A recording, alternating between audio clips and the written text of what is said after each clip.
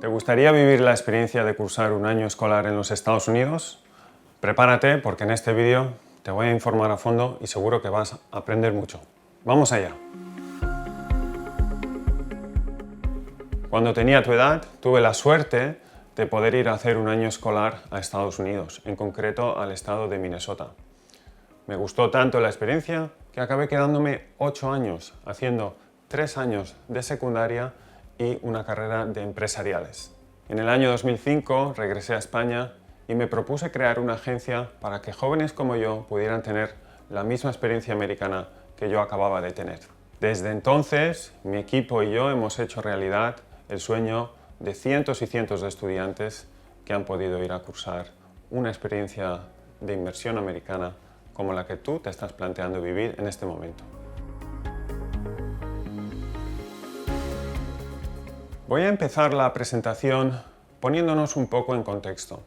Lo primero que has de saber es que existen dos tipos de visados para ir a estudiar a Estados Unidos. Su nombre oficial es visado J1 y visado F1. Ese es el nombre que el gobierno estadounidense les otorga. Y nosotros trabajamos con ambos visados. El visado J1 fue creado en el año 1961 a través de la ley Fulbright-Hays Act, cuando era presidente John Fitzgerald Kennedy.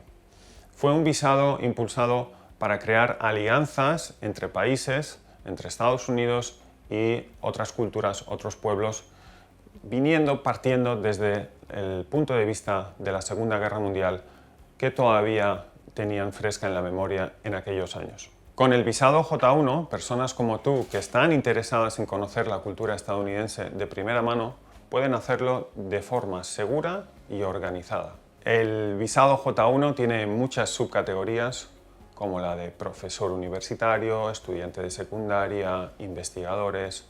Es un esfuerzo diplomático muy amplio. En nuestra categoría de visado J1, o mejor dicho, nuestra subcategoría, la propuesta es que vayas a hacer un año escolar a Estados Unidos conviviendo con una familia y estudiando en un instituto.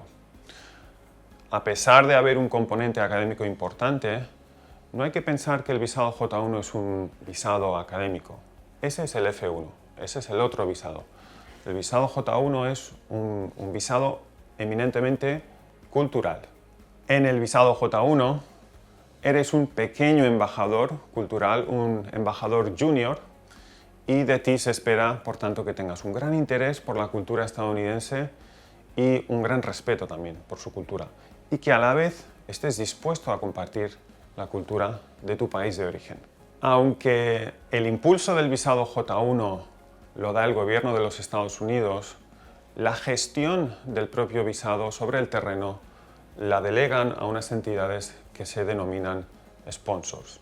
Los sponsors son unas agencias establecidas legalmente en Estados Unidos y cuya misión es llevar a cabo con éxito el mandato del gobierno de los Estados Unidos de gestionar el visado J1. Para asegurarse de que los sponsors hacen un buen trabajo en la gestión del programa, el gobierno de los Estados Unidos regula detalle por detalle cómo tiene que ser esta gestión. Además, los sponsors reciben auditorías anuales por parte del gobierno de Estados Unidos y vosotros y tú dispones de su teléfono del propio gobierno de Estados Unidos y un correo electrónico por si el sponsor estuviera fallando en su trabajo. Como puedes ver, el visado J1 es una propuesta única de los Estados Unidos donde lo que prima es el intercambio cultural y la seguridad del estudiante.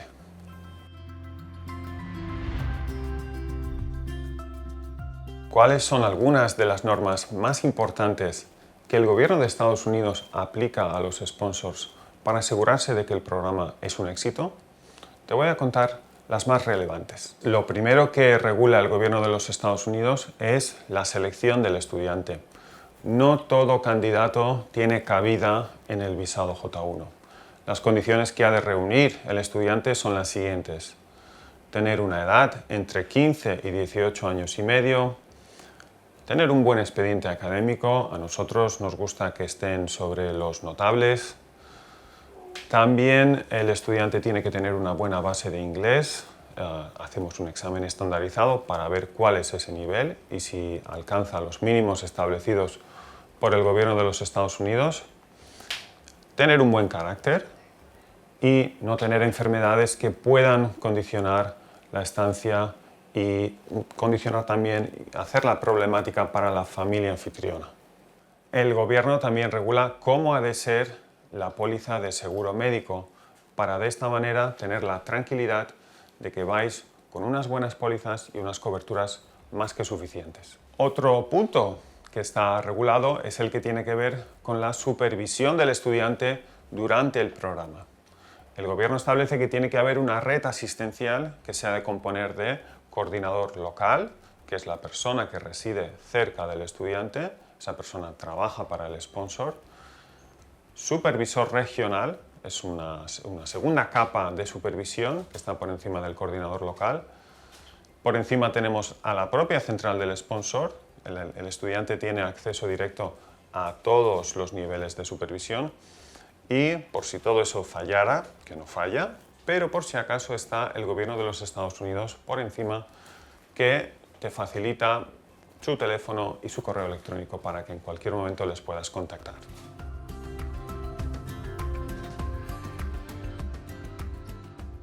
Las familias no van a cobrar por hospedar. El visado J1 es un visado de intercambio cultural y las familias anfitrionas estadounidenses tienen que querer participar en este programa para aportar a ese intercambio, no para tener un beneficio económico.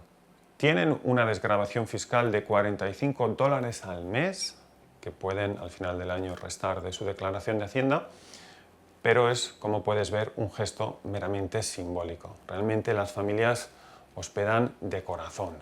Otro punto, otro criterio que tienen que cumplir las familias es que no pueden estar recibiendo subsidio por desempleo. El gobierno quiere tener la seguridad de que estas familias pueden hacer frente a al gasto que supone tener a un adolescente durante 9 meses en casa y que esta persona, este adolescente que entra, tenga una buena experiencia. También es fundamental que ninguno de los padres tenga antecedentes penales. Esto es algo que se revisa minuciosamente. En cuanto al hogar, tiene que haber 2 inspecciones de la casa que tiene que hacer una el coordinador local y la segunda el director regional. La primera tiene lugar antes de que llegue el estudiante a Estados Unidos y la segunda después de que llegue el estudiante para comprobar que esas condiciones se mantienen. Además, y ya por último, las familias tienen que presentar 2 referencias de la comunidad donde ellos viven que puedan acreditar que esta familia es una familia de buen carácter dentro de esa comunidad. A cambio del esfuerzo que las familias anfitrionas están dispuestas a hacer en este programa, el gobierno estadounidense dice que son las familias estadounidenses las que pueden y han de poder elegir a el estudiante que van a recibir en casa durante 9 meses. Esto implica, por tanto, que el visado J1 no es un visado a la carta, por lo menos desde nuestro punto de vista. Es un visado a la carta desde el punto de vista de la familia anfitriona. Es a través de un extenso dossier que tú antes habrás preparado que las familias acaban decantándose por el estudiante que van a tener en casa durante esos 9 meses. Vamos a poner un ejemplo. Pongamos por caso que te elige la familia Smith. A mí me llega el dossier de la familia Smith que te ha elegido y yo te lo hago llegar. Tú en ese dossier tienes acceso a mucha información de esta familia. Sus fotos, su casa, sus profesiones, la dirección, el colegio, absolutamente toda la información que necesitas. Bien, pues el visado J1 no está pensado para que en ese momento tú me digas ¿sabes qué? Alfonso, no me gusta esta familia, vamos a seguir buscando. No, en el visado J1 la familia que te elige es la familia a la cual tienes que acabar yendo. Si no tomas la familia que te ha aceptado, entonces tendrás que cancelar el programa y tendrás ciertas pérdidas económicas según lo que se ha firmado en las condiciones.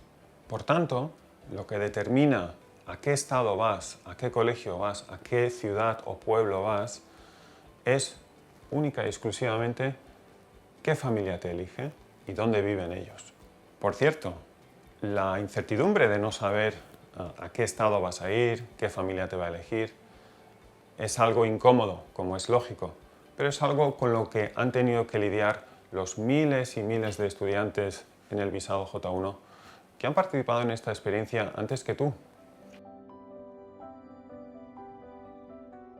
Una pregunta lógica que me podrías hacer sería la siguiente. Bueno, Alfonso, de acuerdo, entiendo que me elige la familia y no puedo rechazar.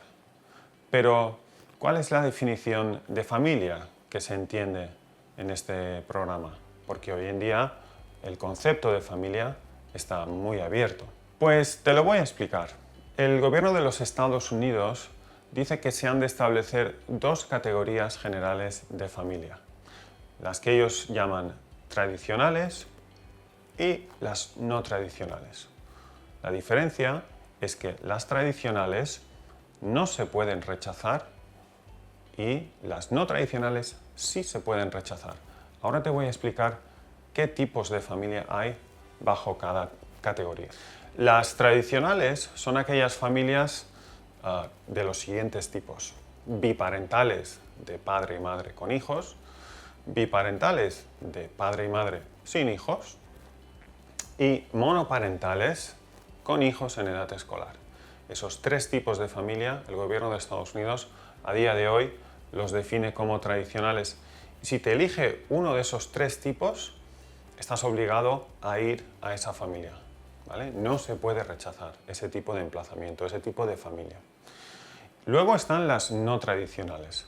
Son las familias de padres homosexuales, tengan o no tengan hijos, y las familias monoparentales sin hijos, ¿vale? Por ejemplo, un hombre solo, una señora sola, ¿vale? Ese tipo de familias son no tradicionales según la definición del gobierno y sí se pueden rechazar. De hecho, en el dossier que tú tienes que preparar antes de enviarlo a Estados Unidos, son preguntas que se te van a hacer y tú vas a tener que elegir libremente cuál es tu preferencia.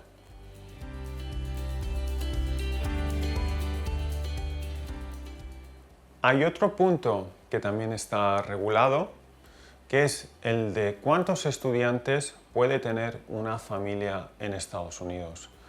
Esta regulación está pensada para proteger esa inmersión, que es la que al fin y al cabo estamos buscando.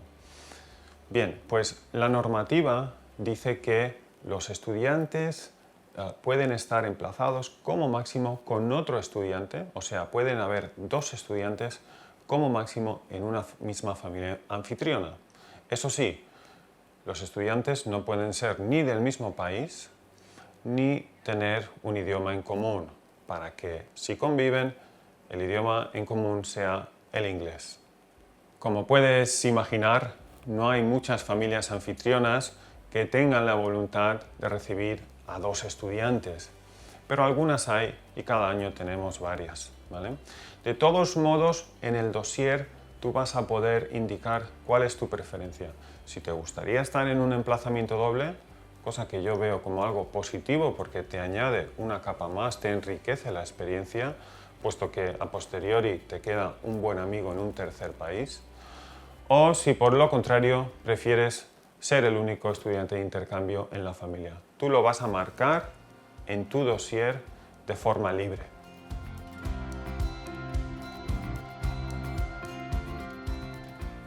Un punto que también está regulado es el que tiene que ver con la duración del visado J1. Dado que es un visado, un programa de inmersión cultural, el visado J1 solo se puede solicitar un año, un curso escolar. A veces hay estudiantes que quieren quedarse un segundo año y en ese caso lo que tienen que hacer es, por fuerza, como ya han agotado el visado J1, van a tener que cambiar al visado F1, que es el otro visado, que es el visado propiamente dicho de estudiante. Ya no es un visado cultural, ahora esto es un visado de estudiante y es un visado que no tiene un tope un límite de cuántos años puede estudiar un estudiante en un visado F1.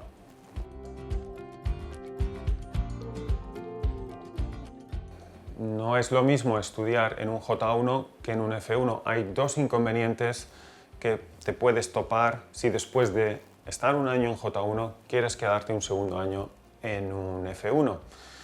El primero es el coste. El F1 es un visado mucho más caro que el J1. El otro es que no todos los colegios públicos en Estados Unidos pueden recibir estudiantes en F1. Sí los pueden recibir en J1, pero para recibir estudiantes en F1, ese instituto, ese high school donde tú has estudiado y seguramente te quieras quedar en el mismo sitio, tiene que tener una licencia del gobierno estadounidense, una licencia adicional. Y es fácil que no la tenga, porque la mayoría de colegios públicos no se molesta en obtenerla. Son los colegios privados los que sí tienen tendencia a obtener esa licencia. Con lo cual, como me pasó a mí en su día, tuve que ir a un colegio privado para terminar mis estudios en Estados Unidos.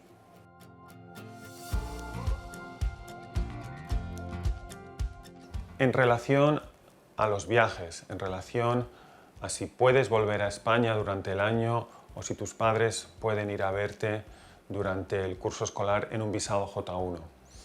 Al ser un visado de intercambio cultural, el gobierno de Estados Unidos exige que los chicos estéis siempre durante todo el curso, las navidades, las fiestas, Semana Santa, todo el tiempo con la familia anfitriona para aumentar aún más la inmersión cultural. Al final de la estancia, cuando has terminado tu curso escolar, ahí sí que puedes recibir visita de tu familia española, que pueden ir a conocer a la familia anfitriona, podéis viajar juntos por Estados Unidos.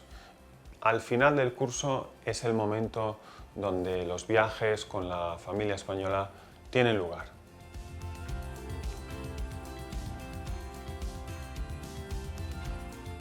Siguiendo con la regulación del visado J1, existen unas exigencias académicas que se tienen que cumplir, que tú tienes que cumplir cuando estés en Estados Unidos. Para que los colegios públicos, high schools americanos, sigan teniendo las puertas abiertas año tras año a recibir estudiantes en el visado J1, el gobierno de Estados Unidos exige que tú y todos los estudiantes del J1 mantengáis durante vuestra estancia estadounidense una nota mínima de C. Una C equivale en España a un bien. Eso sí, ten en cuenta que en Estados Unidos, para alcanzar un bien, una C, como acabo de decir, esa nota es un 7 o un 70 sobre 100, porque a ellos les gusta usar la escala de 100. ¿De acuerdo? El aprobado en Estados Unidos no es un 5 o un 50, es un 6, un 60. Si el estudiante durante el año escolar en todas las clases no viene manteniendo una nota como mínimo de 70, el programa te va a obligar a contratar un profesor de repaso hasta que subas esa nota y demuestres que la puedes mantener.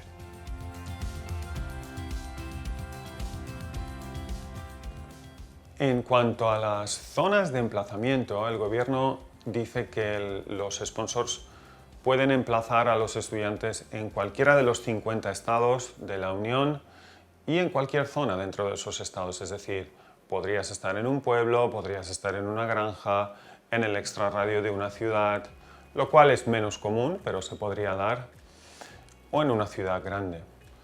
El visado J1, por su naturaleza, se suele llevar más a cabo en pueblos, en ciudades pequeñas y no tanto en ciudades grandes, con lo cual me gustaría que mentalmente estés más preparado para ir a un pueblo o a una zona rural que no a una ciudad grande.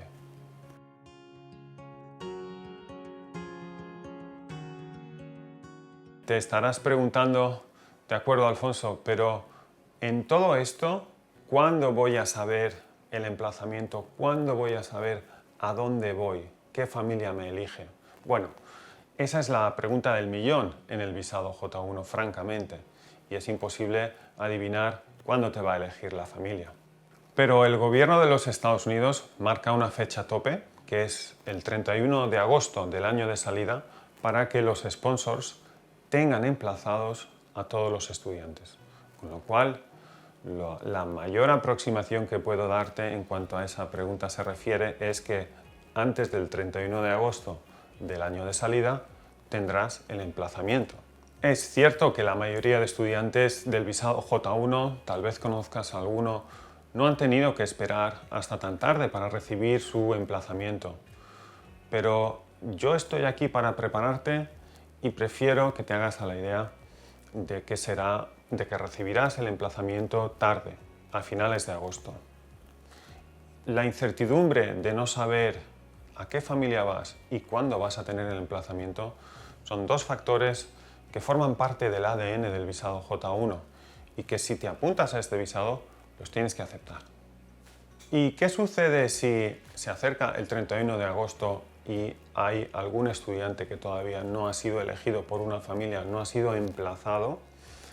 Existe la posibilidad, que el gobierno autoriza, de emplazar a un estudiante en una familia temporal. Son familias que tienen que pasar todos los mismos filtros que las familias permanentes, pero que por el motivo que sea no pueden tener al estudiante todo el curso. Eso ayuda al sponsor a tener el emplazamiento a tiempo, a que el estudiante pueda volar a Estados Unidos, empezar a convivir con la familia y asistir al colegio, y en el plazo mínimo de tiempo, manteniendo al estudiante en el mismo colegio, se reubica de familia al estudiante. Hasta aquí hemos hablado de la parte más técnica del visado J1, pero ahora te voy a hablar de otros temas muy interesantes, como la vida escolar, las convalidaciones, las actividades extraescolares.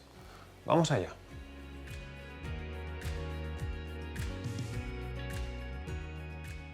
Los estudios llevados a cabo en Estados Unidos son convalidables en España. En Baleares la competencia la tiene el Ministerio, así como en la mayoría de comunidades autónomas de España. Solamente en Cataluña, Galicia y País Vasco esa competencia está transferida, pero la normativa es exactamente la misma en toda España. Las normas para convalidar son las siguientes. Primero, cuando te vas a Estados Unidos tienes que haber dejado todos los cursos anteriores completamente aprobados. Por ejemplo, si vas a cursar cuarto de la ESO, primero, segundo y tercero de la ESO tienen que estar 100% aprobadas todas las asignaturas. El segundo punto que obliga al Ministerio es que te vayas todo un curso. No te puedes ir solo un trimestre o un semestre. Se convalida como mínimo un curso o múltiples de cursos. Y tercero, tienes que coger como mínimo 4 asignaturas troncales. ¿De acuerdo? Las clásicas son una asignatura de matemáticas, una de inglés, una de ciencias y una de historia. Aparte de las mencionadas 4 asignaturas troncales, tú podrás elegir 3 asignaturas optativas, como por ejemplo educación física, gimnasia y una variedad muy amplia de optativas que suelen haber en los institutos estadounidenses. Nosotros te vamos a ayudar en todo momento en la selección de asignaturas, pero para ello tenemos que esperar a tener el emplazamiento, porque cada instituto tiene su catálogo de asignaturas particular. Si bien es cierto que todos los colegios tienen matemáticas, historia, inglés, etc., a la hora de tener unas optativas que elegir, puede haber bastante diferencia entre un colegio grande y uno pequeño. El Ministerio de Educación exige que durante tu estancia en Estados Unidos apruebes todas las asignaturas que estés cursando, no solo las 4 troncales a las que he hecho referencia anteriormente.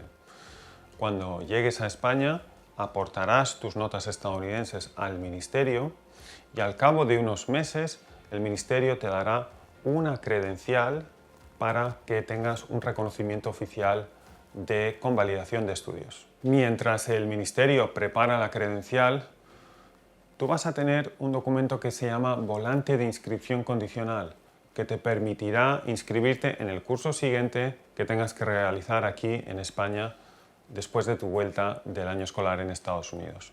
El documento credencial, el documento oficial de convalidación, contiene simplemente el curso que te has ido a realizar a Estados Unidos, la nota media global, y las convalidaciones son genéricas, es decir, no se establece, al menos hasta el día de hoy, ningún tipo de especialización de ciencias, humanidades, etcétera, etcétera. Con lo cual, al año siguiente de volver de Estados Unidos, podrás elegir a qué rama de bachillerato quieres agregarte. Si bien la convalidación es un trámite sencillo, la realidad es que cuando vuelvas de Estados Unidos necesitarás apuntarte a una academia para ponerte al día y trabajar esas lagunas de conocimiento que inevitablemente vas a traer después de 9 meses desconectado del sistema educativo español. Nosotros te podemos poner en contacto o recomendar algunas academias que están especializadas en preparar durante el verano a esos estudiantes que vienen de hacer años escolares en el extranjero. Incluso las hay hoy en día online si te conviene más porque estás pasando vacaciones en algún sitio donde no haya ninguna academia.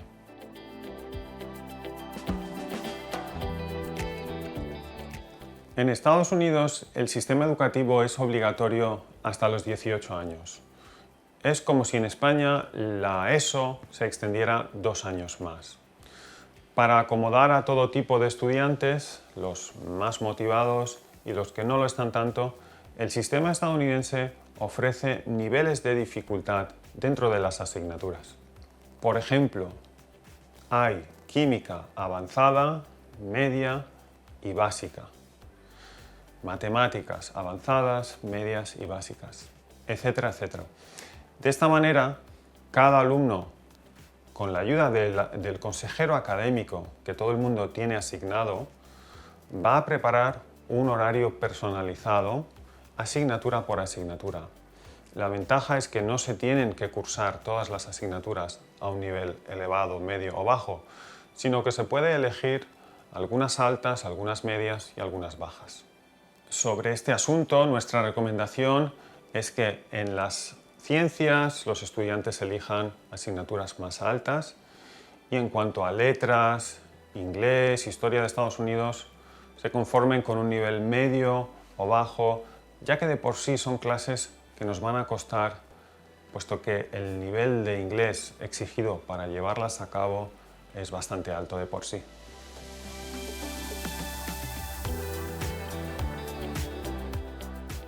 En Estados Unidos, las actividades extraescolares son una parte fundamental de la experiencia de los estudiantes de secundaria. Participar en estas actividades es la mejor manera de hacer amigos en el colegio. Ten en cuenta que en Estados Unidos, en el horario escolar, cada hora vas a cambiar de aula e incluso de compañeros, con lo cual ese roce continuado con los mismos 20 o 30 estudiantes no lo vas a tener en el aula. Eso te lo va a aportar la actividad extraescolar que elijas. En general, los colegios tienen deportes, tienen banda, tienen teatro y clubs de robótica, club de ajedrez, club de oratoria, club de cultura española, francesa, alemana, etcétera, etcétera.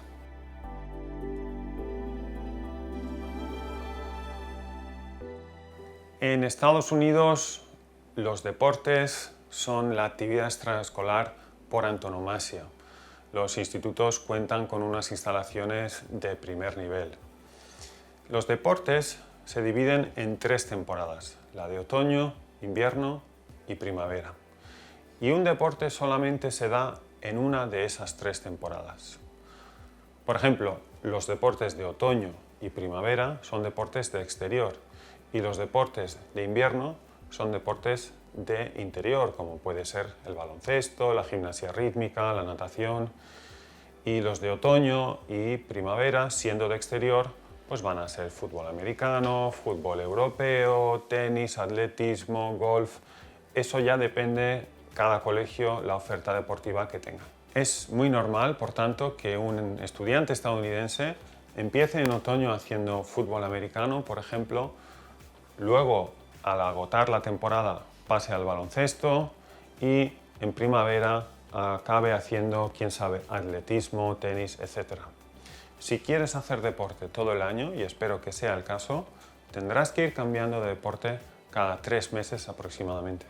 Al ser temporadas breves, son temporadas muy intensas. Vas a tener entreno todos los días, seguramente tengas 2 partidos por semana, 2 competiciones, es decir, comprimen una temporada nuestra, que aquí puede durar 8 o 9 meses, en lo que son solo 3 meses, con lo cual es mucha intensidad la que tienes cuando te apuntas a hacer un deporte.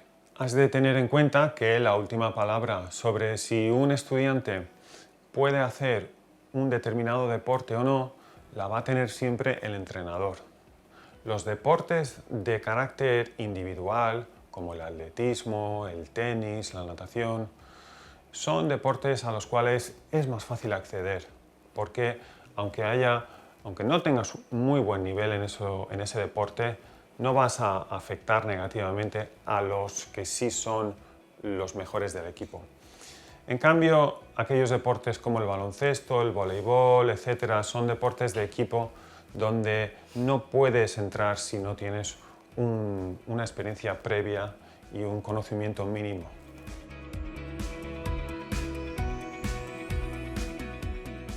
Las actividades no deportivas, como los clubs de robótica, etcétera, lo que he mencionado hace un momento, el teatro, la banda musical, no son tan intensas en cuanto a tener ensayo cada día, porque estas actividades sí que se llevan a cabo durante todo el curso escolar.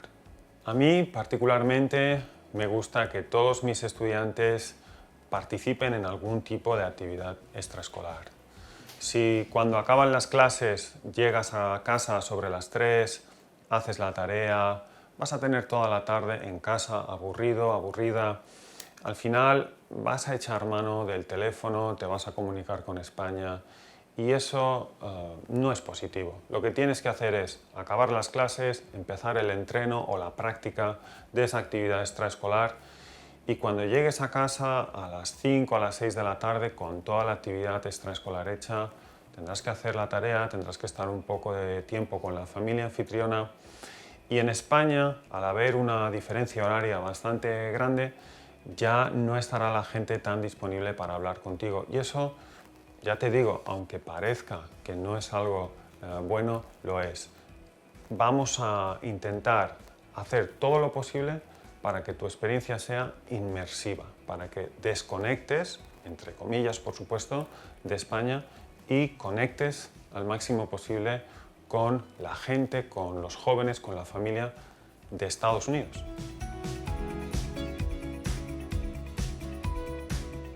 En cuanto a tu rutina semanal, de lunes a viernes, como puedes imaginar, vas a estar en el colegio de 8 a 2 y media, 3, es horario intensivo siempre, en Estados Unidos no existe el horario partido. Cuando acaban las clases, a esa hora, 2 y media, 3, empiezan enseguida los entrenos, que van a durar más o menos hasta las 5 y media, 6, unas 2 horas. A partir de ahí te va a venir a buscar la familia, vais a ir a casa, vais a cenar, vas a echar una mano con las tareas domésticas y ya está, se acabó el día. Los sábados también transcurren en el colegio.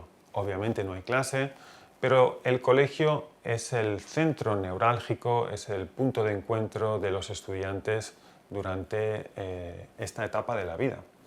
Entonces, o vas a participar en tu propia competición, o vas a asistir como público a un partido de fútbol americano o de baloncesto, o vas a participar en un baile como el prom, el homecoming y los diferentes bailes que ellos tienen durante el año. Es decir, el sábado prácticamente, si no todo, gran parte del día estarás en el colegio. Y el domingo es un día de estar en familia. Hay un componente religioso muy importante, la mayoría de familias suelen asistir a misa y vas a tener que ir por respeto a su cultura y a sus costumbres, ¿de acuerdo? Y el resto del día lo vas a pasar en familia. Esa va a ser durante todo el año tu rutina semanal.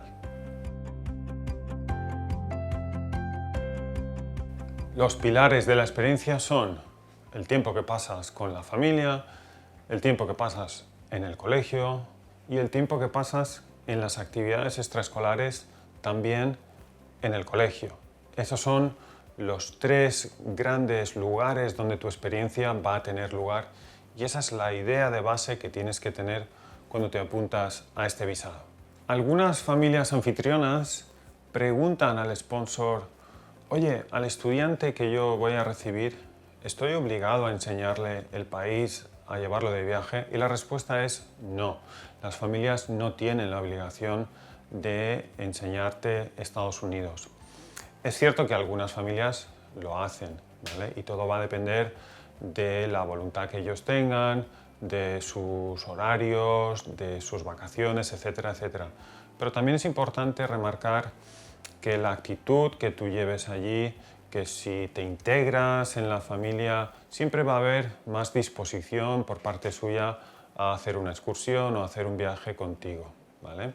Pero la expectativa base con la que tienes que ir para allá es que te vas a mover en un radio de 40, 50 kilómetros a la redonda. Los que vivimos aquí en Mallorca vendría a ser como estar todo el año dentro de una zona geográfica como la isla, más o menos. Tras 9 meses de inmersión completa en el idioma, volverás leyéndolo, hablándolo, entendiéndolo sin ningún tipo de problema. Yo suelo decir que los idiomas no se inventaron para ser estudiados, se inventaron para ser vividos. Y esas prácticas, digamos, es lo que tú te dispones a hacer ahora con esta experiencia. Además, otra de las ventajas de este tipo de programa es que vas a estar expuesto a múltiples campos, con lo cual aprenderás el inglés académico, el inglés deportivo, el inglés de la casa, el inglés de los amigos, el inglés de la tele. Tu campo de vocabulario va a ser muy, muy amplio. Cuando vuelvas a España te va a costar un tiempo adaptarte a tu idioma nativo.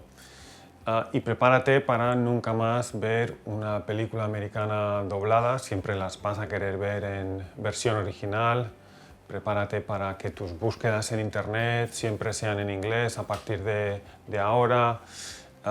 Prepárate para no tener barreras con el inglés nunca más en tu vida. A la vuelta de Estados Unidos podrás certificar tu nivel de inglés, ya sea en la Escuela Oficial de Idiomas o a través del sistema británico. Nuestros alumnos suelen obtener un nivel de C1 cuando regresan de Estados Unidos. Esos exámenes no se pueden hacer en Estados Unidos porque allí no existe el marco de referencia europeo de las lenguas, que es el que empleamos aquí en España.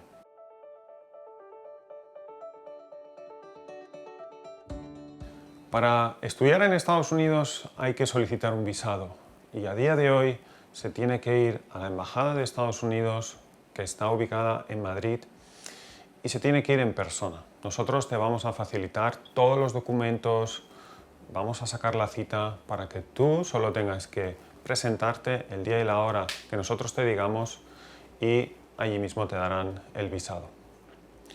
Es una gestión que no se puede delegar, por ejemplo, no lo puede hacer una gestoría, porque la Embajada de Estados Unidos quiere que todos los solicitantes vayan en persona. Estas citas se llevan a cabo en los meses de mayo, junio, julio del año de salida hacia los Estados Unidos.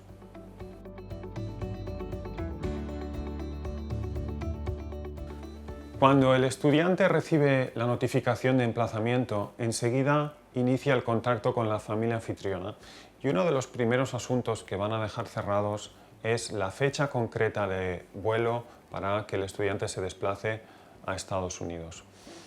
Esto significa que cada estudiante arregla su fecha concreta con su familia y cada estudiante viaja por su cuenta a Estados Unidos. Para asegurarnos de que tienes un viaje perfecto, vamos a contratar el servicio de acompañamiento de la aerolínea.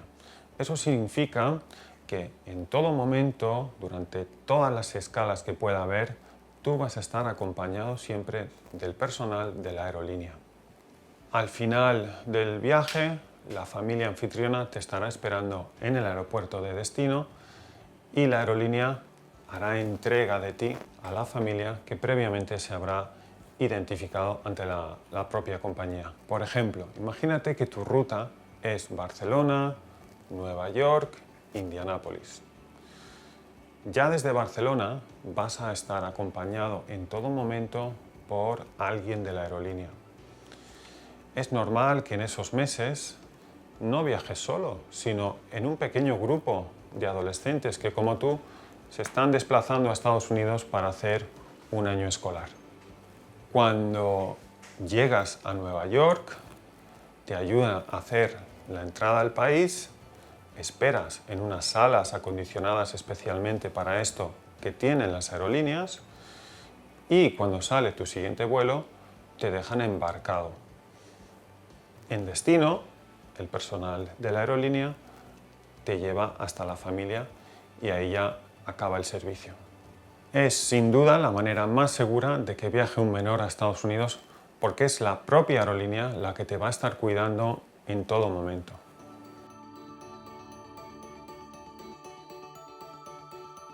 Un particular puede entrar medicación a Estados Unidos sin ningún tipo de problema. Basta que lleve consigo un justificante médico que demuestre que esa medicación ha sido recetada al portador. Tu móvil español sirve en Estados Unidos, pero tienes que tener un número estadounidense. Nosotros te enseñaremos cómo conseguir una SIM estadounidense antes de que partas hacia Estados Unidos para que ya tengas este asunto tan importante arreglado antes de la salida.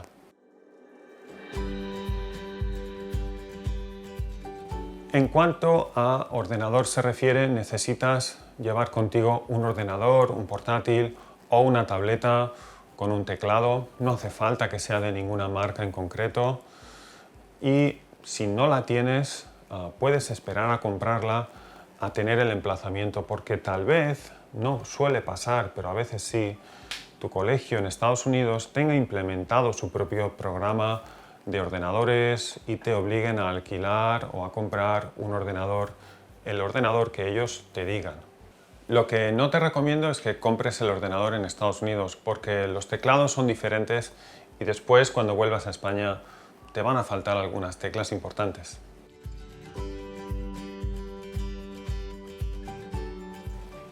El visado J1 te impone una norma estricta de comunicación con España mientras estás en Estados Unidos y esa norma es 1 hora como máximo de comunicación para toda la semana. Esa hora es aplicable a tus amigos, tu familia, etc. El objetivo de esta norma es obviamente que tengas tiempo para informar aquí a tu familia de cómo te está yendo todo, pero que la prioridad siga siendo la inversión en Estados Unidos. El límite de 1 hora a la semana es una norma antigua del visado J1, de cuando no había internet, no había móviles y 1 hora a la semana incluso nos parecía mucho tiempo. Cuando yo estaba en Estados Unidos y llamaba a España, tal vez estaba 10, 15, 20 minutos hablando por teléfono y a veces transcurrían 2 o 3 semanas y no coincidías con alguien para poder hablar y no pasaba nada. Los tiempos han cambiado, es cierto, pero es una norma que se mantiene porque ha demostrado que ayuda a la inmersión del estudiante y a no estar tan pendiente de lo que pasa en España, sino concentrarse en lo que está sucediendo en Estados Unidos.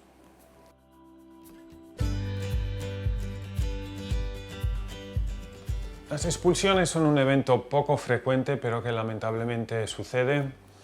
La mayoría de casos vienen dados por el consumo de alcohol o el consumo de marihuana.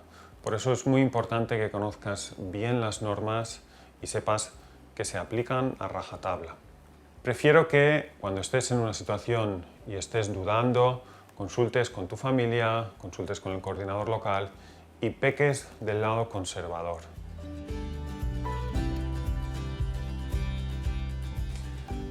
En el visado J1 los cambios de familia son poco frecuentes, pero suceden.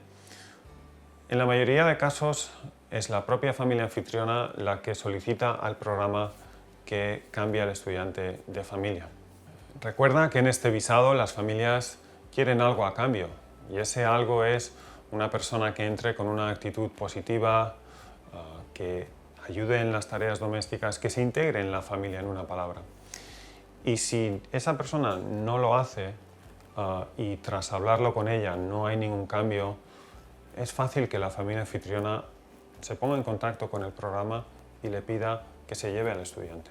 También se dan los casos en los que es el estudiante el que solicita un cambio de familia, pero ha de quedar claro que en el visado J1 no se puede pedir un cambio de familia ligeramente.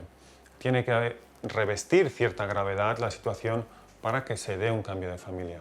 Si se trata de roces entre los miembros de familia y el estudiante, lo que va a suceder es que el coordinador o coordinadora local va a entrar, va a mediar entre el estudiante y la familia anfitriona para que la experiencia continúe siendo como viene hasta el momento. En el visado J1, las familias forman una parte integral de toda la experiencia y no se las puede directamente ignorar. Si tú tienes alguna queja, vas a acudir a tu coordinador local y el coordinador local va a intentar mediar y arreglar la situación, como te he comentado, y no se puede simplemente disponer de la familia como si de un objeto se tratara, porque es gracias a su generosidad y a su valentía que tú estás pudiendo experimentar ese año escolar en Estados Unidos. Con lo cual, el visado J1 es para aquellos estudiantes que estén dispuestos a poner mucho de su parte y sobre todo en el ámbito de la convivencia con la familia anfitriona.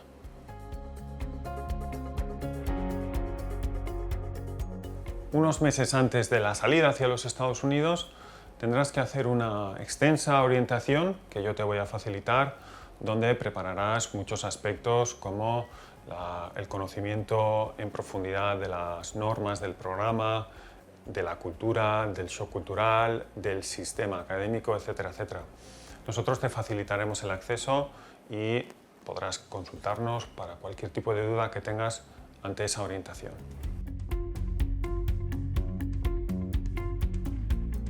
Cada estado tiene sus propias exigencias en cuanto a vacunas. Cuando tengamos el emplazamiento te vamos a poder indicar si te falta alguna. Tal vez te falte la hepatitis A, que es una vacuna que en ciertos estados se tiene que poner.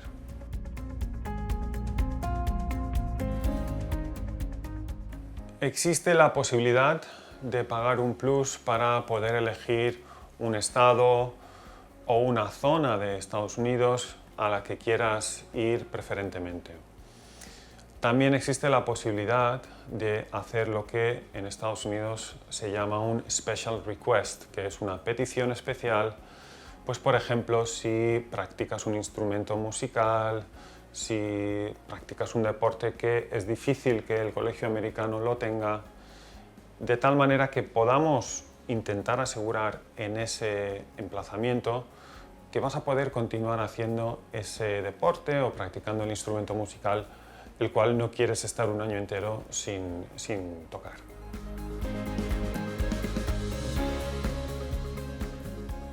Es muy importante que leas a fondo las condiciones generales porque entre los dos visados, el J1 y el F1, hay ventajas e inconvenientes de cada uno y aunque en este vídeo no hay cabida para contártelas todas, es muy importante que te familiarices con ese documento.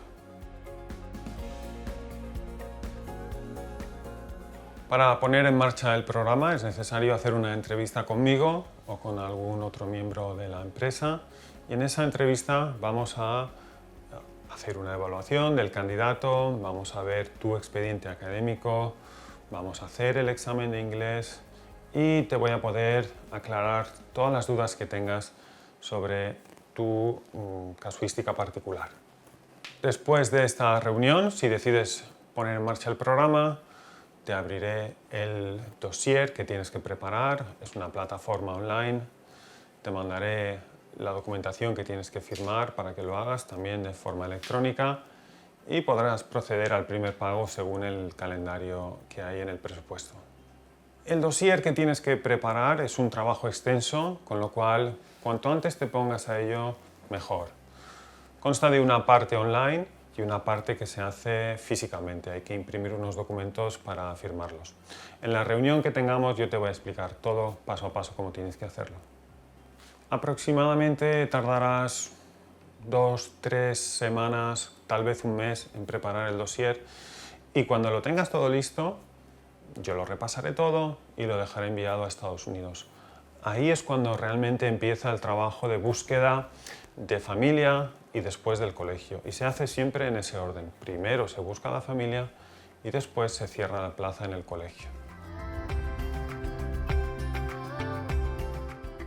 Te preguntarás, cuando reciba el dossier de la familia anfitriona, ¿qué tipo de información voy a tener sobre ellos? Pues la verdad es que todo tipo de información, desde sus nombres, obviamente, su dirección, sus contactos, profesiones, aficiones. Vas a poder ver las fotos de la casa, fotos de la familia, tendrás datos del colegio, las fechas de inicio y finalización del curso, el aeropuerto al que tienes que llegar. Francamente, el dossier familiar es tan completo como el que tú tienes que preparar para que ellos te elijan.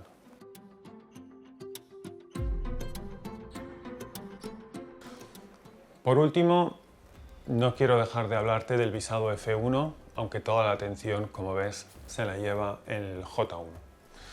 El visado F1 no es un visado de intercambio cultural, como todo lo que te he venido contando. El visado F1 es un visado de estudiante, es un visado académico. Es para aquellos estudiantes que no buscan esa inmersión cultural, sino simplemente ir a estudiar a Estados Unidos, por el motivo que sea. Para aprender el idioma, para sacar un curso determinado, para hacer la carrera. Es el mismo visado y es un visado mucho más flexible que el visado J1. ¿En qué sentido es más flexible el visado F1? Pues prácticamente en todos. Es un visado a la carta, puedes elegir el colegio y la zona, no tienes límites ni restricciones en cuanto a la edad o al nivel de inglés del candidato.